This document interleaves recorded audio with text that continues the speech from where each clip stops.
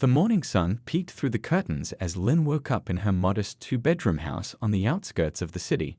She stretched and glanced at the empty space beside her. Her husband, Wei, was already gone for his early morning meeting. He always left before sunrise when he had international calls. Lynn smiled at the small note he'd left on his pillow. "Morning, sunshine. Don't forget we have dinner tonight. Love you." Such a simple gesture, but it warmed her heart. 5 years of marriage, and he still left her notes. She got out of bed and padded to the bathroom in her worn cotton pajamas. Looking in the mirror, Lynn saw her plain face, no makeup, her straight black hair tied in a simple ponytail. Nothing about her screamed married to a billionaire. And that was exactly how she wanted it.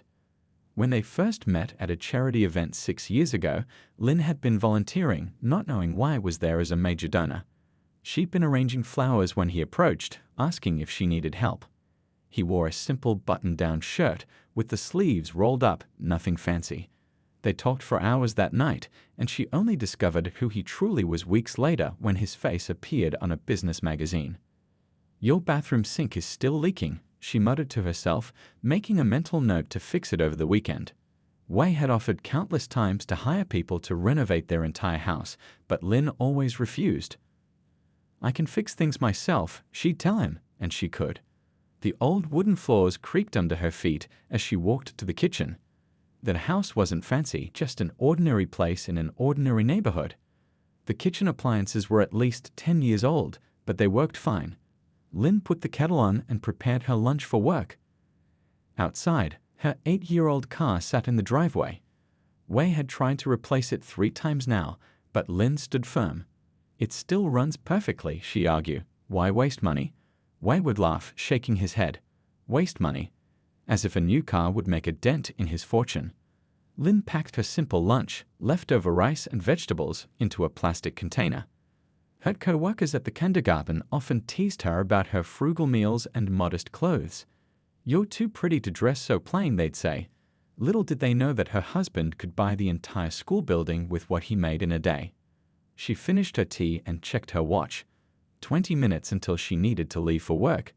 She walked to the small room they used as an office and picked up the photo frame on the desk. A picture of her and Wei hiking in the mountains last summer. No fancy clothes, no luxury resort in the background. Just 2 people in love, with dirt on their faces and huge smiles. Their arrangement had been clear from the start.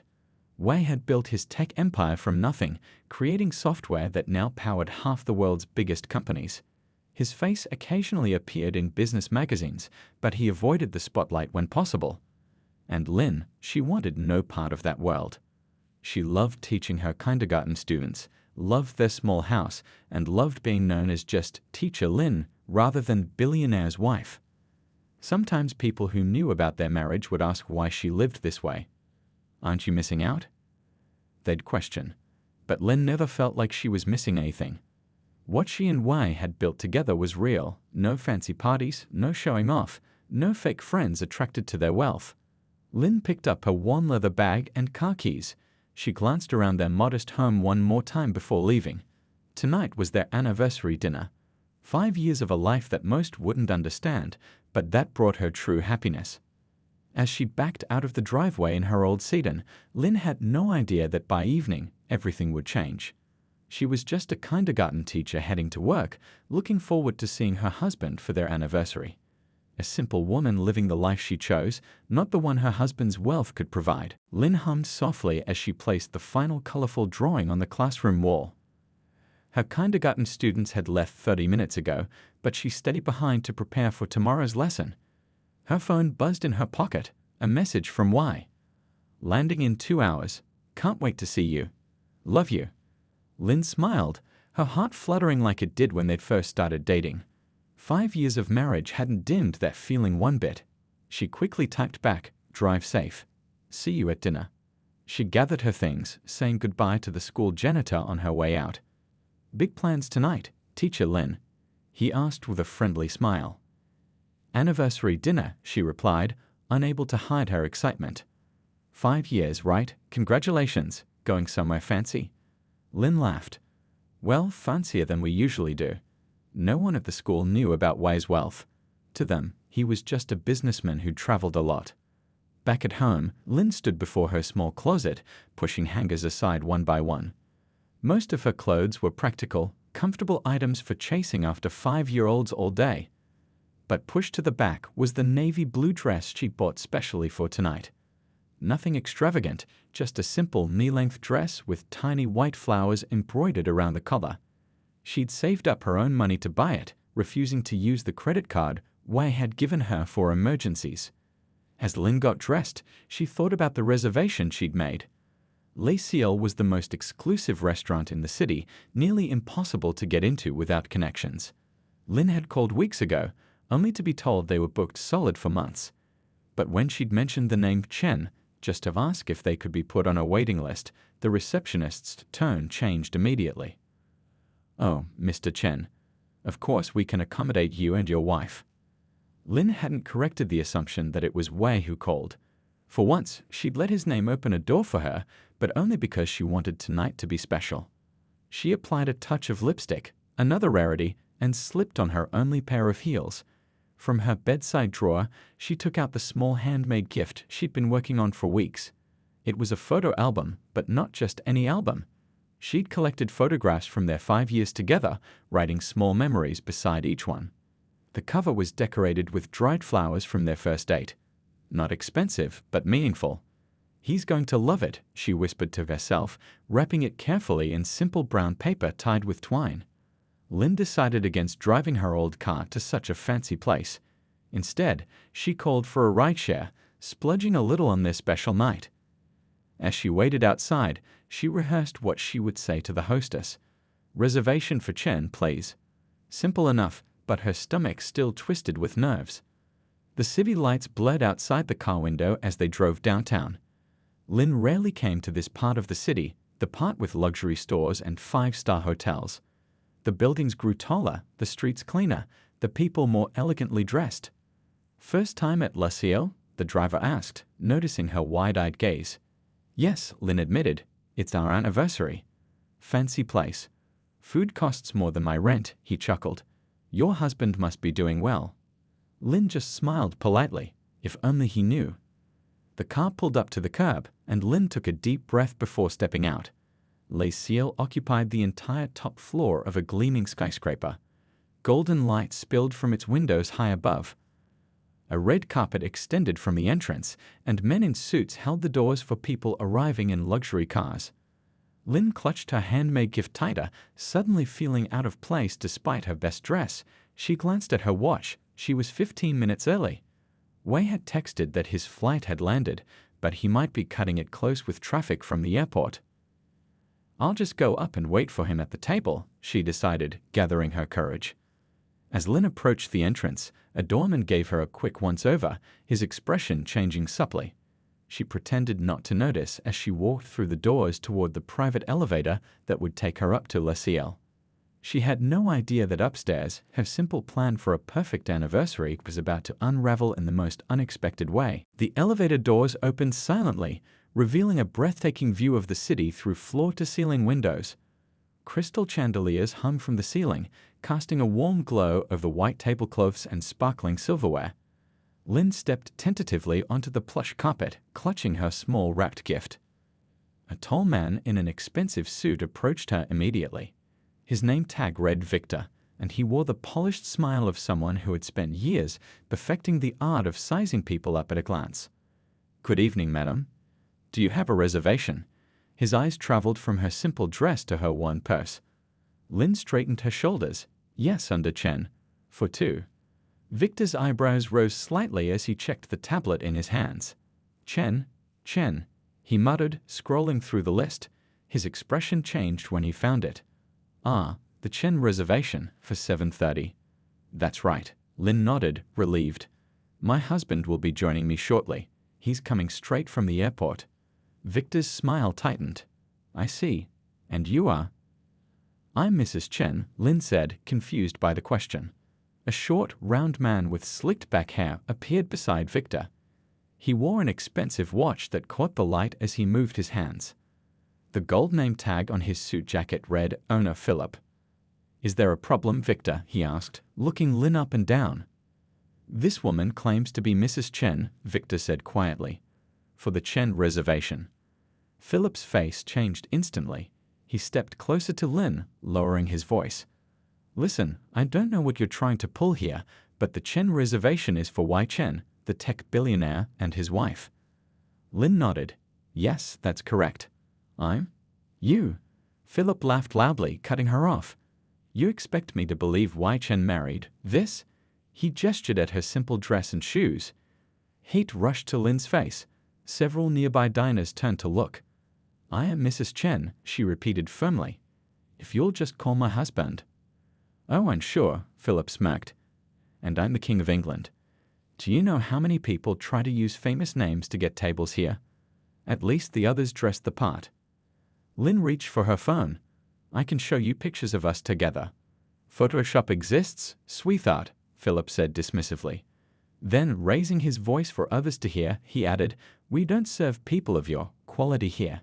This restaurant is for guests who understand its standards. A woman at a nearby table whispered to her companion. A man in a business suit snickered. Lin felt as if the floor might swallow her up. Please, she said quietly. Just call Wei. He's on his way. Oh, I'm sure he is. Philip rolled his eyes. Why don't you wait for him outside? Better yet, there's a fast food place down the street that's more your speed. Lin stood her ground, though her hands trembled. I have a reservation. No, Mr. Chen has a reservation, and I know for a fact that his wife is a sophisticated woman who attends charity galas wearing jewelry worth more than you'll see in a lifetime. Philip snapped his fingers, and 2 security guards appeared beside him. Please escort this woman out. She's trying to use Mr. Chen's reservation. Wait, Lin protested as one guard took her elbow. This is a misunderstanding. Just wait 5 minutes. My husband. Your husband. Philip laughed again, louder this time. What does he do? Drive a taxi? Sweep floors? The diners around them were openly staring now. Some had phones out, recording the scene. Lin's cheeks burned with humiliation. This is our anniversary, she said softly, holding up her small gift. Please. Philip snatched the package from her hands. What's this? Let me guess, some cheap knockoff watch you bought from a street vendor. That's my gift for my husband. Please give it back. Lin reached for it, but Philip held it away. Security will hold on to this until the real Mr. Chen arrives. If he wants to press charges against you for identity theft, that's his business. The guards began leading Lin toward the elevator. She tried to maintain her dignity, though tears threatened to spill. One guard looked almost apologetic as he pressed the button. You have no idea what you're doing, Lin said quietly to Philip. No, you had no idea what you were doing when you tried to scam your way into my restaurant, Philip replied. People like you need to learn their place. As the elevator doors opened, Philip added loudly enough for everyone to hear, next time you want to pretend to be someone important, at least buy a dress that doesn't look like it came from a discount store. The doors closed on Lin's humiliated face. In the mirrored walls of the elevator, she caught sight of herself, small, simple, ordinary. Tears finally spilled down her cheeks as she descended 60 floors back to reality. Outside on the street, Lin stood frozen, not knowing what to do. Her perfect surprise was ruined. Her gift was confiscated. And worst of all, when Wei arrived, he would have no idea what had happened to her. She wiped her tears with the back of her hand and walked away from the gleaming tower, her heels clicking on the pavement, each step carrying her further from the cruelty of people who judged others solely by appearance. Lin walked 6 blocks before she finally slowed down. Her feet hurt in the unfamiliar heels, but the physical pain was nothing compared to the burning humiliation she felt inside. She found a small bench near a fountain and sat down, watching the water sparkle under the streetlights. Her phone buzzed in her purse. It was Wei. Just pulled up to the restaurant. Can't wait to see you. Love you. Lin stared at the message, tears welling up again. How could she tell him what happened? She typed several responses, then deleted them all. In the end, she simply wrote, I'm not there. Something happened. I'll explain later. Almost immediately, her phone rang. Wei's concerned voice came through. Lin? What's wrong? Where are you? Her voice broke. I went to the restaurant early, but they didn't believe I was your wife. What? Wei's voice grew sharp. What do you mean they didn't believe you? The owner, some man named Philip, he said I was trying to steal your reservation. He said I didn't look like I could be married to you. Lynn's voice trembled as she continued. He took my gift for you and had security throw me out. People were recording it on their phones. Wei, it was so humiliating. There was silence on the other end. Then Wei asked very quietly, "Where are you now?" "Sitting on a bench about 6 blocks away, near that fountain with the fish sculptures." "Stay there. I'm coming to get you." His voice was unnaturally calm, which Lynn recognized as a sign he was truly angry. "No, don't. Just go home. I'll meet you there. I don't want to go back to that place." Lynn couldn't bear the thought of facing those people again. "Lynn, please, Wei, I just want to go home." After a pause, Wei agreed. "Okay, I'll send a car for you right now and meet you at home." 10 minutes later, a sleek black car pulled up beside the fountain. The driver stepped out and approached Lynn respectfully. "Mrs. Chen, your husband sent me to take you home." The ride home was quiet. Lynn stared out the window, replaying the humiliating scene in her mind. The restaurant owner's mocking voice, the stares from other diners, the security guards leading her to the elevator like a criminal. When they reached the modest house Lynn shared with Wei, she saw his car already in the driveway. She thanked the driver and walked slowly to the front door, dreading having to tell Wei the full story. He was waiting just inside, still wearing his travel clothes. When he saw her tear-stained face, he immediately pulled her into a tight hug. "I'm so sorry," he whispered into her hair. Lynn broke down then, sobbing against his chest. "It was awful, Wei. The way they looked at me, like I was dirt. The owner kept saying terrible things, and everyone was watching, and he took the gift I made for you." Wei led her to their living room sofa and sat beside her, still holding her close. "Tell me everything," he said gently. Through hiccuping sobs, Lynn recounted every painful detail. The way the owner had sneered at her clothes, the cruel comments about her appearance, how he'd snatched her handmade gift away.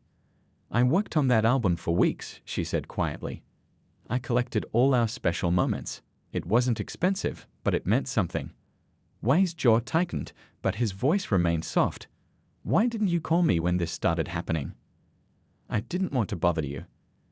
I know how important your meetings in Singapore were, and I thought I could handle it myself." Lynn looked down at her hands. I never thought they would be so cruel." "That man had no right to treat you that way," Wei said, his voice finally betraying the anger he felt. "No right at all." "I shouldn't have used your name to make the reservation," Lynn admitted. "I just wanted to surprise you with something special for our anniversary." Wei tilted her chin up, making her look at him. "Listen to me. You are my wife. You had every right to use our name. The restaurant is the problem, not you." Lynn wiped away fresh tears. "I felt so small, Wei, so worthless. Like I wasn't good enough to be in the same room as those people." "Those people," Wei said firmly, "are not worth a single one of your tears." He got up and paced their small living room, his expensive business shoes silent on their worn carpet. Lynn could see his mind working, could almost feel the anger radiating from him. But when he turned back to her, his expression softened. "Let's forget about the restaurant," he said, sitting beside her again. "We can order takeout from that noodle place you like. We're together, and that's what matters." Lynn nodded, resting her head on his shoulder. "I'm sorry our anniversary is ruined." "It's not ruined," Wei insisted. "Nothing is ruined as long as we're together." But as they sat in their quiet living room, Lynn could sense something had changed. There was a new tension in Wei's shoulders, a coldness in his eyes that hadn't been there before. In 5 years of marriage, she had never seen him truly angry. But she knew that behind his gentle words and comforting embrace, a storm was brewing. Wei Chen, the quiet billionaire who avoided conflict and publicity, was planning something. And for the first time, Lynn wasn't sure she wanted to know what it was. The next morning, Lynn woke to find Wei's side of the bed empty. She reached over to touch the sheets. Cold. He must have been up for hours. Strange. Wei usually slept in after long flights. Lynn found him in their small home office, phone pressed to his ear, voice low and serious. When he saw her, he quickly ended the call. "Good morning," he said, smiling as if nothing was wrong. "I made coffee." Lynn studied his face. The anger from last night seemed hidden behind his usual calm expression, but his eyes gave him away. "You've been busy," she said. Wei shrugged. "Just catching up on a few things." At 6:30 in the morning, time difference with the Singapore office, he stood and kissed her forehead. "How are you feeling today?" Lin sighed. "Better, I guess. Still embarrassed when I think about it." "Don't be. You did nothing wrong." Wei took her hand. "Let's have breakfast. I'm starving." Over toast and eggs, Wei seemed distracted, checking his phone every few minutes. When it buzzed with a message, his expression hardened briefly before returning to normal. "Everything okay?" Lin asked. "Perfect." Wei put his phone down. "I was thinking, let's go out tonight." Lin froze, her coffee cup halfway to her lips. "Out? After what happened?" "Not there," Wei said quickly. "Somewhere else. Somewhere special." "I don't know why." "I'm not really in the mood to." "Please." He reached across the table and took her hand. "Consider it a do-over for our anniversary." Something in his voice made Lin pause. There was an intensity there, an undercurrent she couldn't quite identify. After a moment she nodded. "Okay, but somewhere quiet, please." Wei squeezed her hand. "I promise." Throughout the day, Lin noticed Wei making more calls, stepping outside to speak in hushed tones. Once she caught fragments. "Ownership papers. By this afternoon, non-negotiable." When she asked, he simply said it was work. But Wei never conducted business like this. Secretive, intense, almost aggressive. That afternoon, Lin was grading papers at the kitchen table when Wei appeared with a small rat box. "What's this?" she asked. "Open it." Inside was a delicate silver bracelet with a small pendant, 2 intertwined hearts. Nothing flashy or expensive looking, just simple and beautiful. "It's lovely," Lin whispered as Wei fastened it around her wrist. "Not as lovely as what you made for me," he said softly. "We'll get it back. I promise." Before Lin could respond, Wei's phone rang again. He glanced at the screen and his expression changed. "I have to take this.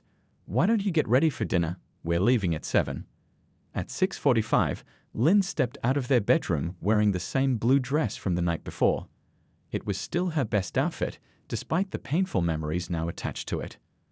Wei was waiting in the living room, looking handsome in a simple dark suit. When he saw her, his face softened. "You look beautiful," he said. Lin smoothed the fabric self-consciously. "I know it's the same dress, but—" "It's perfect." Wei took her hand. "The car is waiting." Outside, Lin was surprised to see not Wei's usual modest car, but a sleek black limousine. The driver opened the door with a respectful nod. "Wei," Lin whispered, "what is all this?" He merely smiled and helped her inside. As they drove through the city, Lin realized with growing unease that they were heading toward downtown, toward the same area as La Ciel. "Wei," she said nervously, "where are we going?" "Trust me," was all he would say. When the car slowed to a stop, Lin's stomach dropped. They were in front of the same gleaming tower, the same red carpet. The same doorman stood at attention. "No." Lin grabbed Wei's arm. "I can't go back there. Please don't make me." Wei turned to face her, taking both her hands in his. "Lin, look at me. Do you trust me?" She hesitated, then nodded slowly. "Then come with me.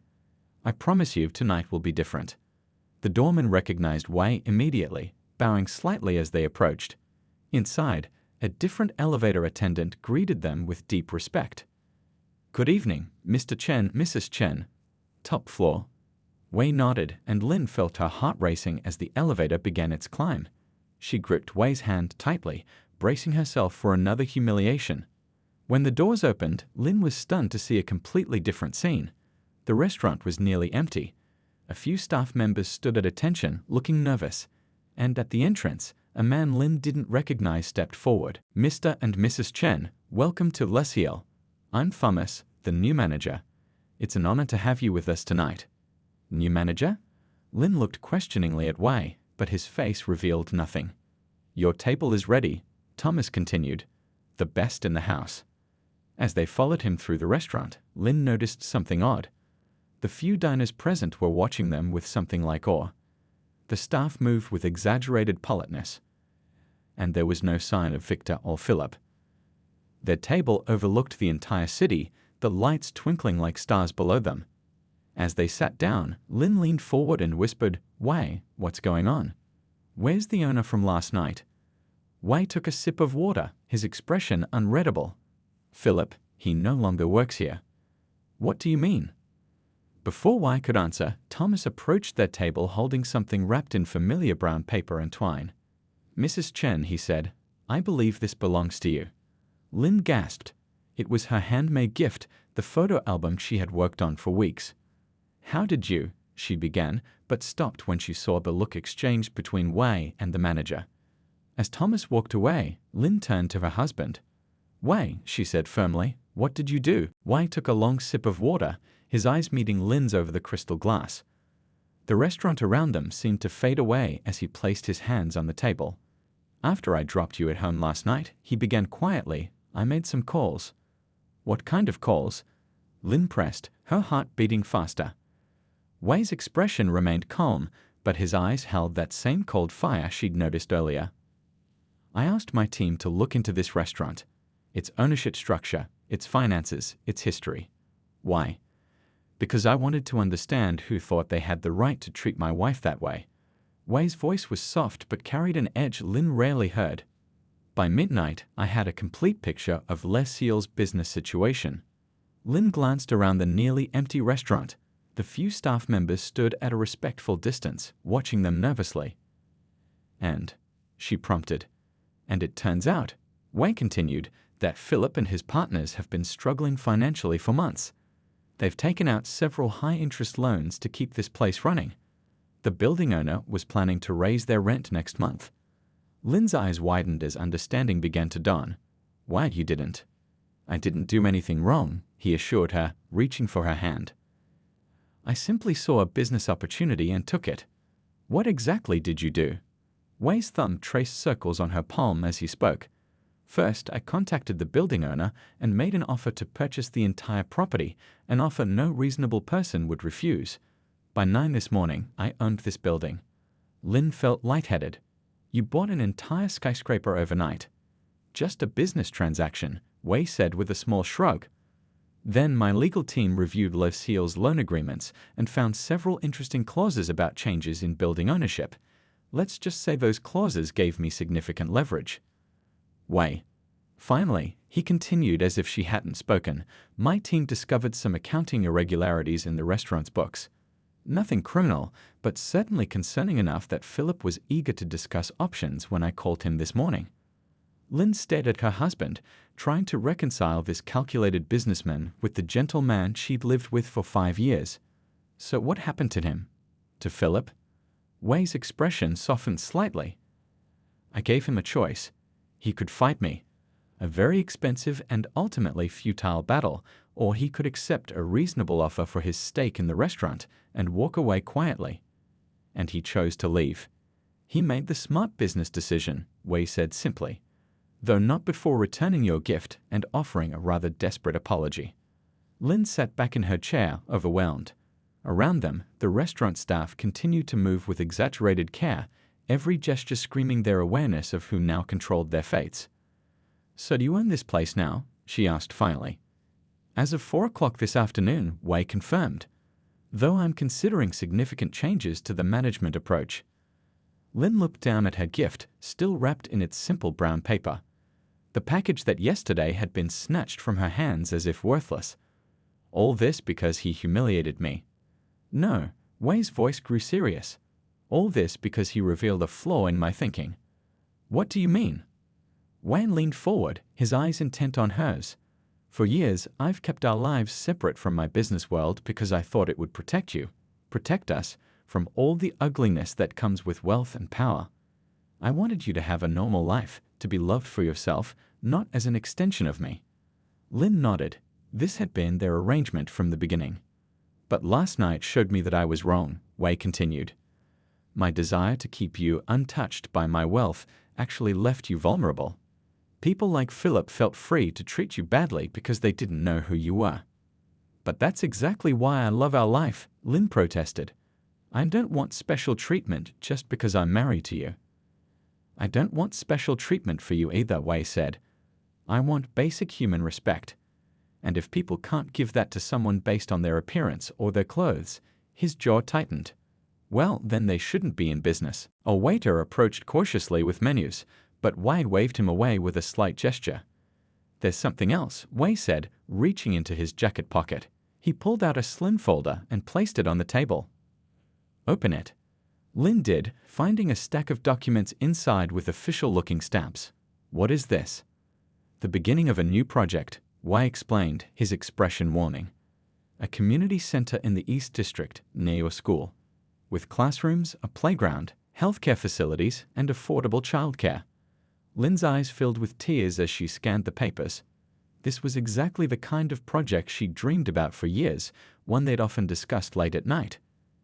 I've been working on securing the land for months, Wei admitted.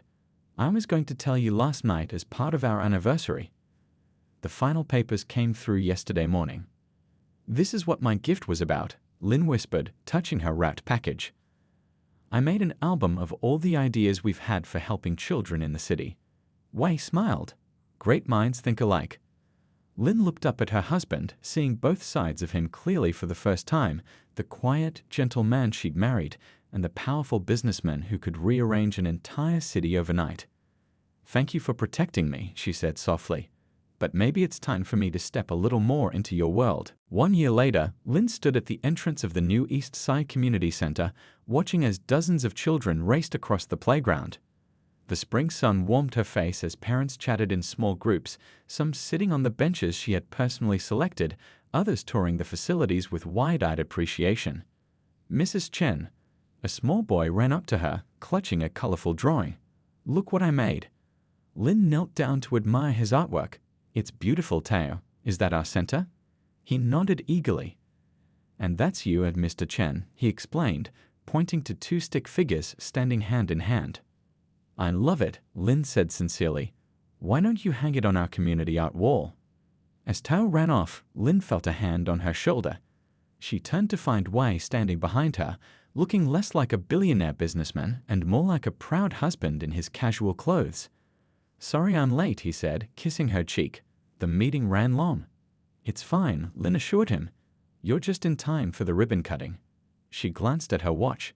10 minutes.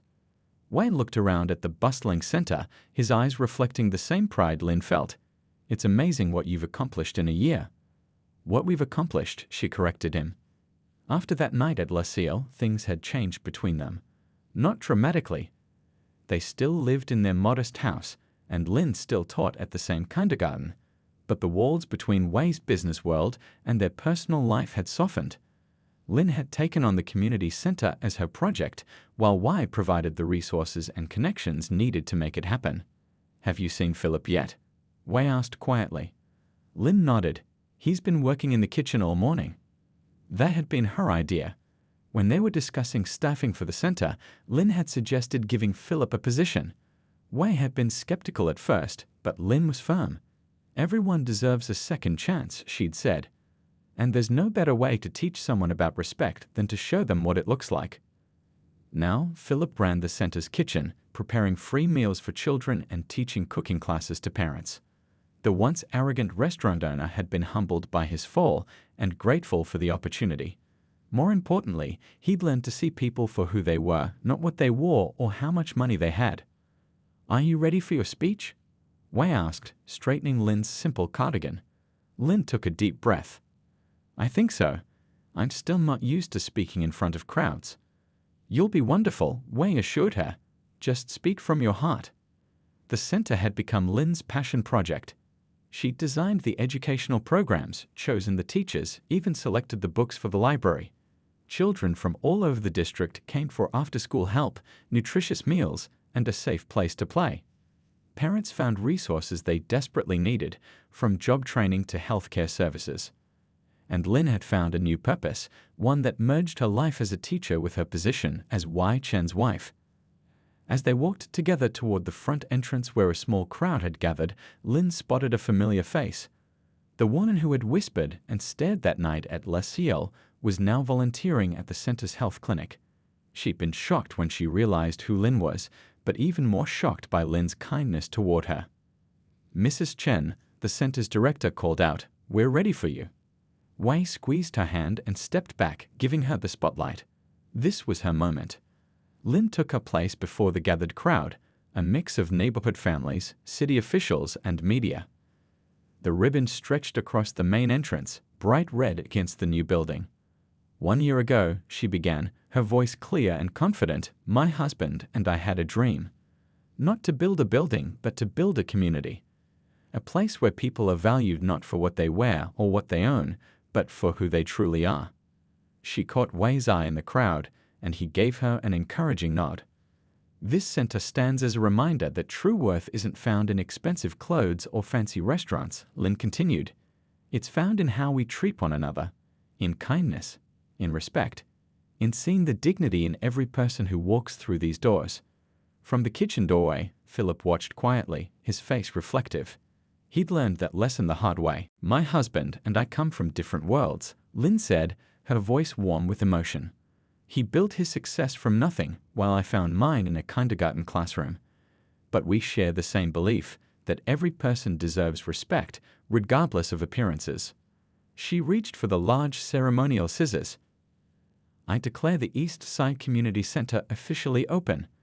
As the ribbon fell and the crowd erupted in applause, Wei moved forward to stand beside his wife. Together, they watched as families streamed into the building that had risen from a moment of humiliation. Are you happy? Wei asked softly. Lin looked around at the smiling faces, at the children racing to explore their new space, at Philip handing out treats from a serving tray.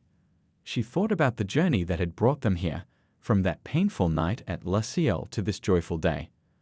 More than I ever imagined, she replied, squeezing his hand. And the best part is that no one who comes here will ever be judged by their appearance. As they walked inside to join the celebration, Lin realized that sometimes the greatest gifts come wrapped in the most painful experiences. And sometimes being underestimated is just the beginning of the most beautiful story.